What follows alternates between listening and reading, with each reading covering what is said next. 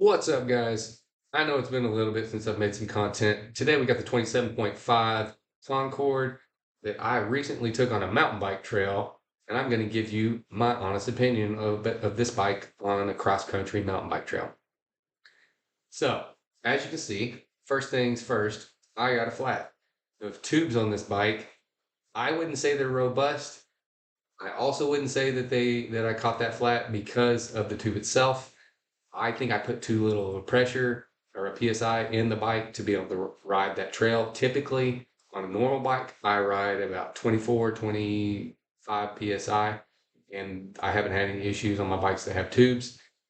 This bike, I didn't account for the weight, so I ended up putting around the same 27, to 30 PSI in the tire and rode it on this trail, which was really rocky. It was a cross country trail. Definitely not something this bike was made to ride on. Um, but I decided to try it because I can't remember what the bike is, but there is this bike that's out right now. I think it's a Velotrick. I keep seeing it online on YouTube. There's like this huge promotion. A lot of people are riding it and end up wanting, driving to people to buy it. And it's a rear um, hub drive mountain bike type setup, and it's really heavy. And they keep trying it out, and it looks cool. I really like it. It's got a suspension fork and all those other things. But I was thinking of maybe doing a budget build on this bike to lighten it up and make it a mountain bike. I don't know. Let me know down below if you want to see that kind of thing. It's going to cost me a little bit of money, but it would be cool. Anyway, back to what I was talking about with the trail. I took this bike on it and I had too low a PSI. I could tell that whenever I was riding the bike, I could actually see the tire flexing whenever I would hit rocks or step ups or anything. I would see a lot of flex in the tire. I was actually surprised I didn't get a pinch flat multiple times while I was on the trail. I kept telling my son, I think I've got a flat, and it didn't even happen on the front. It happened on the back. And I would say probably most of the weight of this bike is on the back anyway. So that's likely what happened is it got a pinch flat. I probably came down on something, had too little PSI in it. It's probably got a flimsy tube in there that's not meant for off-roading. And voila, at the end of the trail, I still had the air. I came home a couple days later and found out that I had a flat. So as a result of that, I'm going to end up changing out this 27.5 slime tube into the back, as opposed to what you might see sometimes and what I typically ride in my mountain bike for using my 26-inch mountain bike is the super thick self-sealing slime tubes. This is only the extra strong self-sealing slime tube. So fingers crossed this works for us. I probably should have gotten the thicker one. I didn't even realize it was a thing until I got home and compared the two boxes and realized that this box is way bigger. So yeah, so that's the first thing that failed on the mountain bike trail. The second thing that failed were the pedals. And so I have some Ozark pedals that I'm going to put on the bike now, metal pedals. They're mountain bike pedal set, and they've got these little cleats on there that should help with grip. And I'm going to put them on, and they should be a little bit more resilient. And so when I say this pedal broke, it still works. I mean, obviously you can see here it's still on the bike. I didn't have that big of an issue with it. I was able to ride the rest of the trail, which was about 5 miles. And I'd say I probably started having that issue around 2.5 miles. But every time I put a significant amount of pressure or weight on this pedal, it was making a clicking noise, and it just seemed as if maybe like the casting in here or something broke, and it's just probably going to fail at some point, and I need to get that swapped out. So I'm going to do that. Other than that, that's pretty much it. I'm going to cut to a scene where I'm going to flip this bike over and we're going to take this rear wheel off and we're going to attempt to take this rear wheel off and change the tube. I've never done this on a hub bike. So if it gets crazy, I apologize. If it's pretty easy, I'll let you know either way. Um, so yeah, so we're going to cut to that scene now.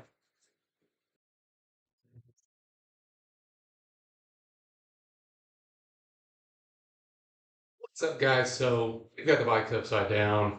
As I said earlier in the video, we're going to take this rear wheel off and attempt to put a slime tube in the back. And then maybe, if it's that easy, we'll get to the front and try to put a slime tube in the front. Though the front should be way easier because it's just the skewer. You just back that off like a regular mountain bike and then take this out and then replace it. So anyway, here we go. So right now I have an 18mm wrench, and I'm going to try to back this off. Oh, actually that was super loose. Just so you know, I did not do any kind of adjustment on this before. I just tested it out to see what the size was. So it's kind of concerning that that is loose. Anyway, we'll back this off. Kind of interesting. They have this bolt on there, and then they have this, and it has a little tang. And this tang, it actually seats down in there, and then you put the bolt on the outside. That's a little different than most washers on bikes. It's kind of similar to what you would have on the front. It's probably something to lock it in so that you can have the plug motor engage and it won't have any issues. It kind of looks like it has like a little metal piece around it too that's a little bit more resilient. Maybe prevent the frame from failing whenever the, over time when the motor engages and disengages. So it looks like it's very similar on this other side. Both of the sides were, I wouldn't call that tight. Take that off. And then this one actually has the same little flange, but it's they're a little bit tighter. Oh, no, actually this one's not the same. Okay, so this one actually does not have the little flange. It's just these two, and then this one, it does not have the little flange. I'm sweating. It is super hot. It's like 108 degrees here in Texas. Okay, so it looks like we have everything on the outside off. Now we're going to try to pull this out. Okay, all right, just like a regular bike, pulling it out.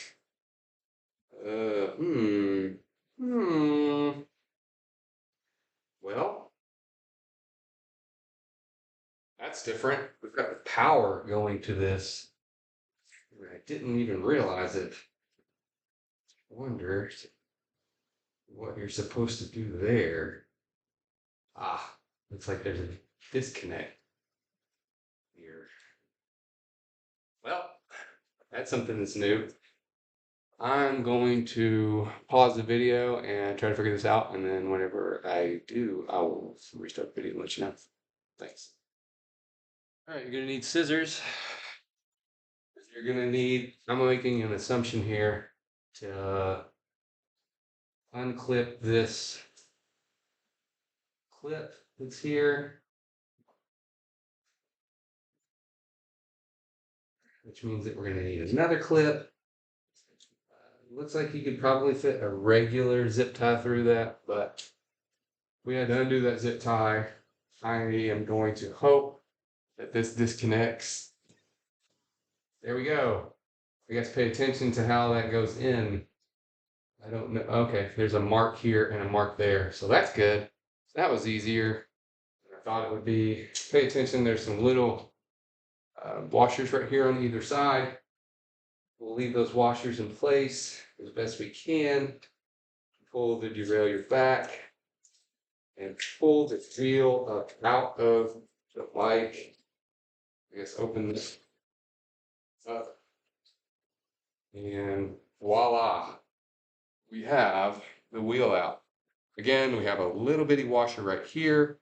This is that cable that we ended up pulling out. And then we have over here, we have that kind of that weird lock washer thing over here. Similar to what we had on the other bike, but on the outside on the other one.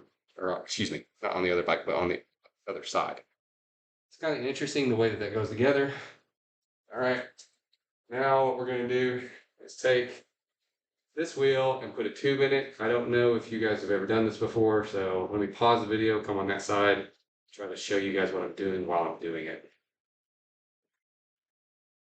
All right, dudes, we have the wheel on this side. Sorry, it's a bit close, but I want to show you guys how I take these tire spoons and end up removing this tire. So typically what I like to do Let's put it on my lap, and then you'll take this spoon and then you'll kind of put it right there. And then you'll take this other spoon a little bit further down and do the same. And then make sure you don't do both sides of the tire like I just did. And then you just take this once you have both of them and you just run it alongside the wheel, the outer portion of the rim, and voila, you got this opened up on one side. These little metal tire spoons, I picked these up at Walmart. They're actually pretty cool. All right, so now that we have that out, move right here so that you can see. Take this little valve stem off, valve stem cover off. Okay, I'm gonna take that off, set it aside, and then we're going to pull the valve stem out, just like that. Pull the tube out, and just as I suspected, this is a pretty skinny little tube, and I don't see the flat. Definitely see a little bit of water. Interesting. Okay. If you didn't see it before, I got this 27.5 slime tube, extra strong. We're going to put this in and see how it feels. So this actually says that it is a 27.5 2 to 2.4. This calls for a 27.5 1 by 9.5. So this tube starts at where this tire's maximum is, so it might be a little wide for it. I have ran wider tubes before, and I've ran skinnier tubes in wider tires and wider tubes in skinnier tires, and I haven't had an issue. That doesn't mean that if you go with like a 4-inch tube, you can put it into a 2-inch tire. I'm talking about like a 1.95 with a 2.0. That's very small, a very small difference. So let's see if this baby fits. If it doesn't, it may end up bulging, and that would be a bit problematic for us. Okay. This is what it looks like out of the box. And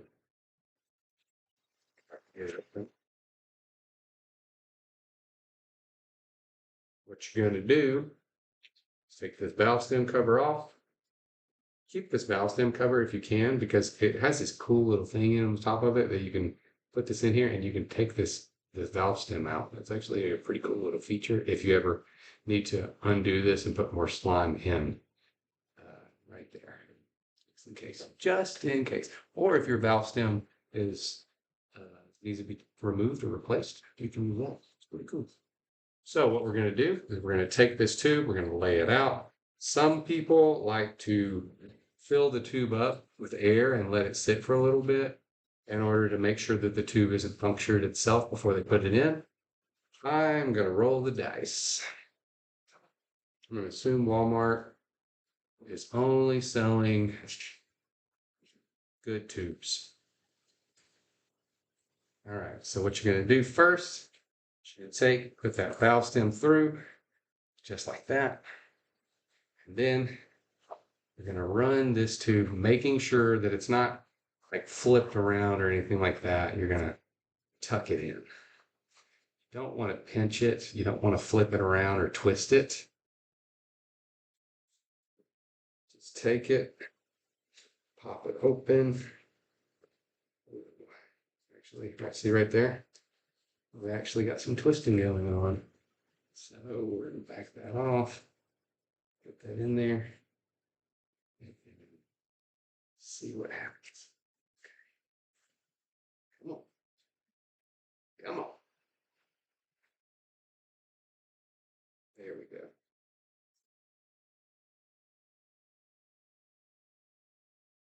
Been doing this for a long time, changing out tubes, so I kind of know what I'm doing. But if you've never done this before, you might watch a video on how they do it, because I'm not doing a very good job of showing you what I'm doing. Just trying to explain it as I go. So now we've got the tube in there, got it seated. I like to take and put the cap back on here so this doesn't fall through. There we're adjusting things. And now we're going to take and we're going to seat this tire back. So sometimes the tire is really easy, but with good tires, this rim, this seat around the rim is actually very tight. And you have to use those spoons to be able to put it back in.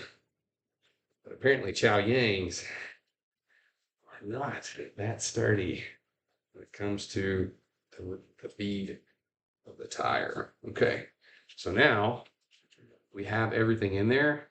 The next step is to fill the tire, put like, I don't know, start out like 10 psi and bounce it around. And then I'm going to put 20 psi, bounce it around. And when I put 30 psi, bounce it around. Then we'll put it on the bike.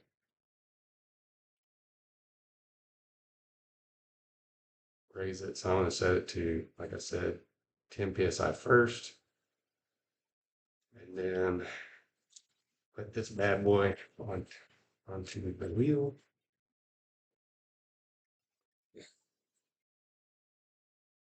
Onto the stem. It's hot. It's hot. Pro tip, push down on the tire a little bit when you're doing this. Get that seated. And actually you can just pull down on it. But what I like to do is while I'm initially filling this up, I like to pull down on this. Sweet. Sorry. Okay, I like to pull down on specifically the stem and put air in there. Now, oh, see, looky there. We got a bulge. We got a bulge. So let's pop that off. We may end up having a bit of a problem. That is typical of a bike tire that doesn't have a strong bead, and also highly likely that me using the wrong size tube is causing a little bit of problems too. Let's let all that air out. And fix that. Fix it. So, let's see. Let's see.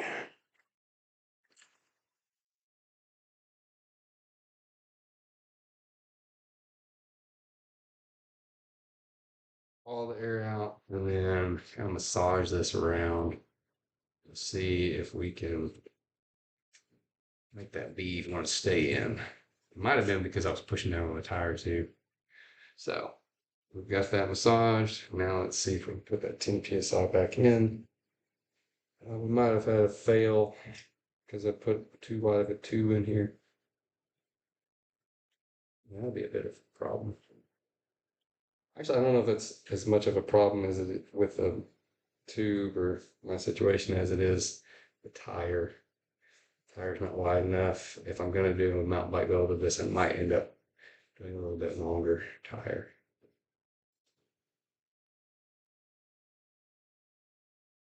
Oh, look at there. It's kind of doing it on this side now. That is not ideal.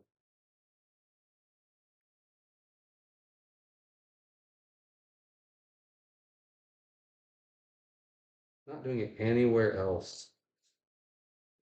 So I don't know if you can see it. On this side, it's a little bit bulging. So let's tell you what I'm gonna do. I'm gonna pause the video here and keep trying this and see what happens. And I'll resume once I figure out what I'm doing. All right, so what was happening was the bead was having an issue with like the valve stem has this little kind of circular thing around it right here. And so the bead of the tire was actually being pushed above this, outside of this, because this is probably typically for a wider wheel. We're gonna try it again to see if it works. I don't know if this is gonna work. Hmm.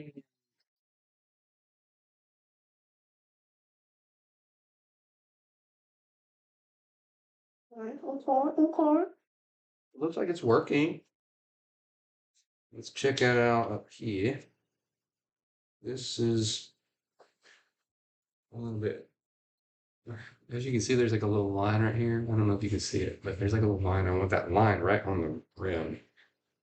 And if it's not on that rim, then that means the tire is not where it should be. So we're gonna undo the valve stem or the pump, and then we're gonna bounce this tire around and see what happens. One thing I do imagine though is that this is something that would be a bit problematic if you did make this a mountain bike full time. Okay. All right. All right, we've got that. Now we're going to put 30 psi in it and see what happens. No weird flexion yet. What is the max psi on this tire? 40 psi minimum, 60 psi maximum. So yeah, so I went on the trail with about 10 psi less than I needed to. Maybe more, maybe like 15 psi less. Go to 40. Send it to 40. No bolting. Okay, so let's take this off the valve stem.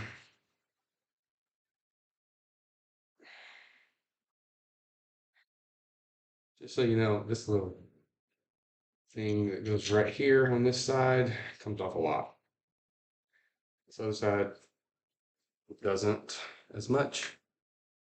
So anyway, we've got the tire tube replaced. Now we're going to put the tire back on the bike.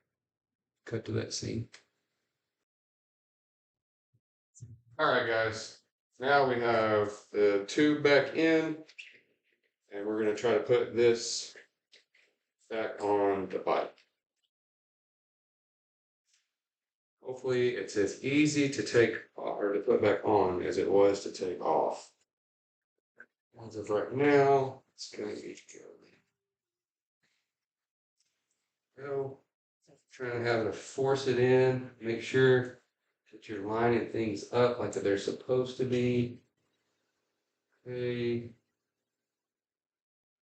Looks like it's gonna be tough, but okay. All right, you gotta pull back on a little bit.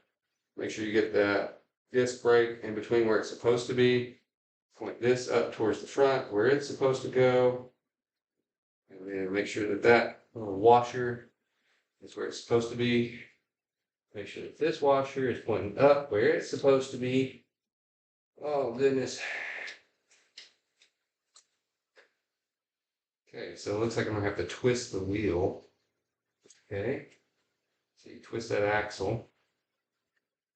Now it sits back down where it's supposed to.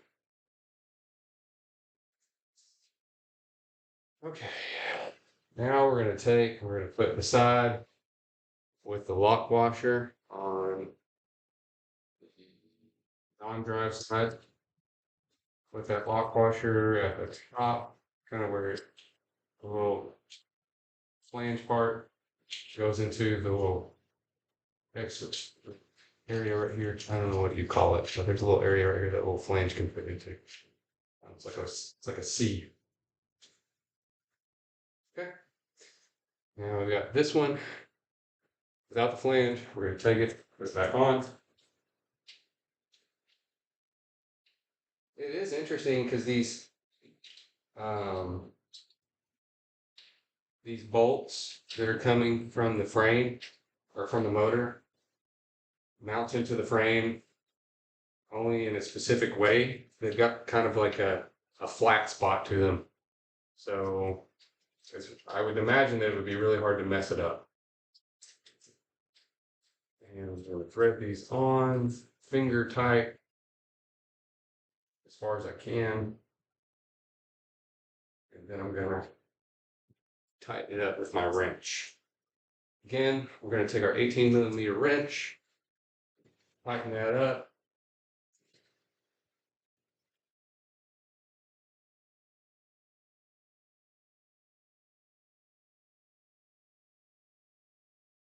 Weren't that tight in the beginning, so I don't know if that means that I shouldn't tighten it up too much. Maybe tightening it up too much causes a loss of free play for the wheel. Doesn't seem like it. Let's just do that. It seems like it's fine. Seems like it's not bound up anywhere. So I'm going to do a one little quick turn on this, additional turn on this. Right.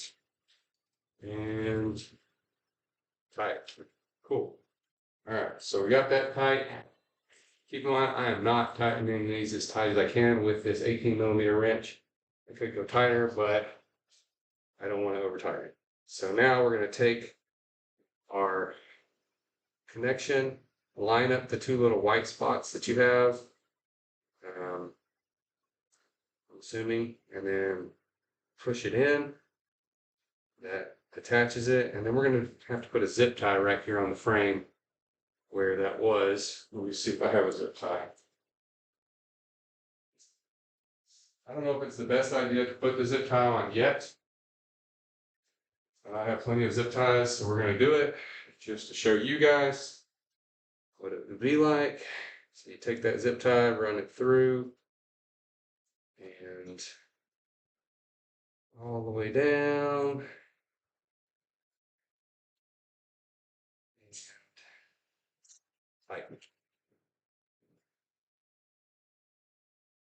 Cool.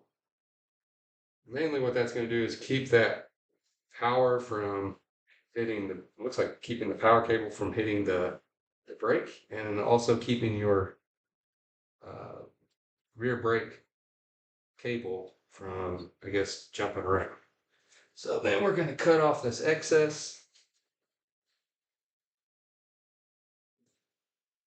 And voila, we have a new rear tube, slime tube, by the way, in our Concord 27.5. If you found this video helpful, leave a like. If you want to know more about what it is I did here, or want to see more content like this, comment down below. If you got something else you want me to do with this bike, comment down below. Consider subscribing. I appreciate you guys watching.